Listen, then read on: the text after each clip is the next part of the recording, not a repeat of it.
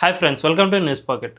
కర్ణాటకలో కాంగ్రెస్ పార్టీ మళ్ళీ లింగాయత్ సమాజాన్ని హిందూ మతం నుంచి వేరు చేయడానికి ప్రయత్నం చేస్తోందా అంటే అవుననే సమాధానాలే వినిపిస్తూ ఉన్నాయి. ప్రస్తుతం కర్ణాటకలో సెప్టెంబర్ 22 నుంచి కులగణన సర్వే చేపడుతున్న క్రమంలో లింగాయత్లను ప్రత్యేక మతంగా గుర్తించాలి అనే డిమాండ్లు వినిపిస్తూ ఉన్నాయి. దీనికి సైతం కాంగ్రెస్ పార్టీలో కొంతమంది నేతలు దీనికి మద్దతు తెలుపుతున్నట్లు కూడా వార్తలు వస్తూ ఉన్నాయి. సో దీన్ని బట్టి చూసుకుంటే కాంగ్రెస్ పార్టీ మళ్ళీ ఈ కులం అండ్ మతం అనే కాన్సెప్ట్ను రెచ్చగొట్టే ప్రయత్నం చేస్తోంది అనే అనుమానాలు మరింత బలపడుతూ ఉన్నాయి.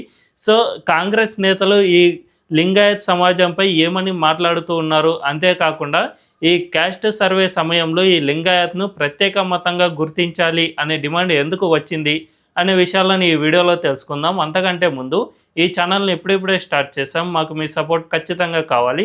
ఈ ఛానల్ను సబ్స్క్రైబ్ చేసుకోండి అండ్ బెల్ ఐకాన్ను క్లిక్ చేయడం అస్సలు మర్చిపోవద్దు.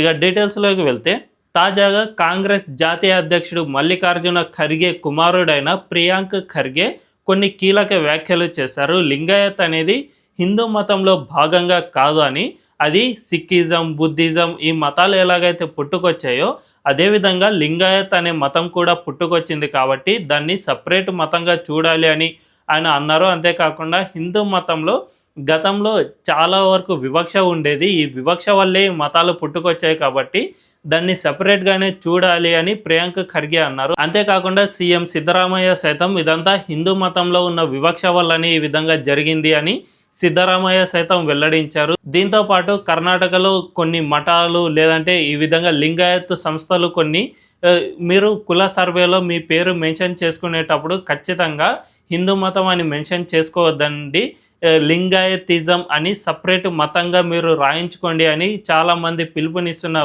పరిస్థితి చూసుకుంటే కర్ణాటకలో ప్రస్తుతం దారుణమైన పరిస్థితులు నెలకొన్నట్లు తెలుస్తోంది. అయితే చరిత్రలో మనం ఒక్కసారి తొంగి చూస్తే ఈ లింగాయత్ అనే కాన్సెప్ట్ను ఎలా క్రియేట్ చేశారు అనే విషయాన్ని మనం ఒక్కసారి పరిశీలిస్తే, బసవన అనే వ్యక్తి ఈ లింగాయత్ అనే కాన్సెప్ట్ను క్రియేట్ చేశారు. హిందూ మతంలో అప్పుడు ఉన్న కొన్ని వివక్షల ఆధారంగా దాన్ని సంస్కరించడంలో భాగంగా మాత్రమే ఈ లింగాయత్ అనే కాన్సెప్ట్ను క్రియేట్ చేశారు. అంటే హిందూ మతంలో అందరికీ ఈక్వల్ రైట్స్ రావాలి అనే కాన్సెప్ట్లో భాగంగా కొన్ని సంస్కరణలకు తీసుకువచ్చారు. దీంట్లో భాగంగా మాత్రమే లింగాయత్ అనే కాన్సెప్ట్ క్రియేట్ అయింది, అంతే తప్ప ఇది హిందూ మతానికి వ్యతిరేకంగా ఆయన ఎక్కడ కూడా పాటుపడలేదు. ఇప్పటికీ లింగాయత్లందరూ శివుడిని పూజిస్తారు. శివుడు అనే కాన్సెప్ట్ సనాతన ధర్మంలో భాగమే కాబట్టి ఇది ఎక్కడ కూడా ప్రత్యేక మతంగా అస్సలు గుర్తించబడదు. లింగాయత్ అనేది ఒక ప్రత్యేక కులం మాత్రమే తప్ప అది ఒక ప్రత్యేక మతంగా ఎవ్వరూ గుర్తించడం లేదు. అయితే తర్వాతి కాలంలో మెకాలే విద్యా విధానం అండ్ బ్రిటిష్ విభజించు పాలించు అనే కాన్సెప్ట్లో భాగంగా మాత్రమే ఈ లింగాయత్లు ప్రత్యేక మతానికి చెందినవారు అనే కాన్సెప్ట్ పుట్టుకు వచ్చింది. మనందరికీ తెలుసు, ఈ బ్రిటిష్ పాలనలో చాలా వరకు మనల్ని విభజించు పాలించు అనే కాన్సెప్ట్లో భాగంగానే పాలన సాగించారు. కాంగ్రెస్ పార్టీ సైతం అధికారంలోకి వచ్చిన తర్వాత ప్రజలను కులాల పరంగా విభజిస్తూనే వచ్చింది. సో అందులో భాగంగానే కాంగ్రెస్ ఇప్పటికీ ఈ లింగాయతులను ప్రత్యేక మతంగా గుర్తించాలి అని ఆయా నాయకులు చెబుతూ ఉన్నారు. ప్రస్తుతానికైతే సీఎం సిద్ధరామయ్య ఒక క్లారిఫికేషన్ అయితే ఇచ్చారు. అదేమిటంటే, వచ్చే సర్వేలో ఇది జనరల్గా సమగ్ర సర్వే మాత్రమే, అంతే తప్ప ఇది రిలీజియస్ సర్వే కాదు. జనరల్గా మా ప్రభుత్వానికి డేటా కోసం మాత్రమే నిర్వహిస్తున్నాం కాబట్టి ఇందులో మతం అనే అంశం ప్రధానంగా ఉండదు కాబట్టి మీరు హిందూయిజంలో భాగంగానే దీన్ని మీరు మెన్షన్ చేయించుకోవచ్చు అని చెప్పారు. కాబట్టి ప్రస్తుతానికైతే గొడవ లేదు. కానీ ఈ గొడవను కాంగ్రెస్ పార్టీ ఇప్పుడే కాదు, గతంలో చాలాసార్లు కొన్ని దశాబ్దాలుగా కర్ణాటకలో ఎప్పుడైతే తమకు రాజకీయంగా తమ ప్రభావం తగ్గిపోయింది అని భావించినప్పుడల్లా ఈ లింగాయత్ ప్రత్యేక మతం అనే కాన్సెప్ట్ను తెరపైకి తీసుకువస్తూనే ఉంది. సో దీనివల్ల బ్రిటిష్ పాలకులు చేసినట్లు కాంగ్రెస్ పార్టీ సైతం విభజించు పాలించు అనే సిద్ధాంతాన్ని ఇప్పటికీ కొనసాగిస్తోంది. దీంతో పాటు గతంలోనే కాంగ్రెస్ పార్టీ గిరిజనులను సైతం హిందూ మతం నుంచి సపరేట్ వర్గంగా గుర్తించాలి అని గతంలో చాలామంది డిమాండ్ చేశారు. అంటే గిరిజనులు సైతం జనరల్గా హిందూ మతంలో భాగమే, వాళ్ళు ఈ సనాతన ధర్మ ప్రవాహంలో నుంచి పుట్టుకు వచ్చిన వారే కాబట్టి వారిని మనం ఇప్పటి వరకు హిందూ మతంలో భాగంగానే గుర్తిస్తూ ఉన్నాం. వారిలో కూడా ఈ విషయంపై ఎటువంటి డిస్ప్యూట్ లేదు. అయినా కూడా కాంగ్రెస్ పార్టీ వీరిని విభజించి సపరేట్ మతంగా చూపించాలి అని గతంలో డిమాండ్ చేసింది. అయితే ఇదంతా ఎందుకు చేస్తోంది అనే విషయానికి వస్తే ముఖ్యంగా కాంగ్రెస్ పార్టీ విదేశీ క్రైస్తవ మిషనరీల భావజాలానికి కాస్త అనుకూలంగా వ్యవహరిస్తుంది. ఈ విధంగా చేయడం వల్ల ప్రస్తుతం మనందరం చూస్తూనే ఉన్నాం.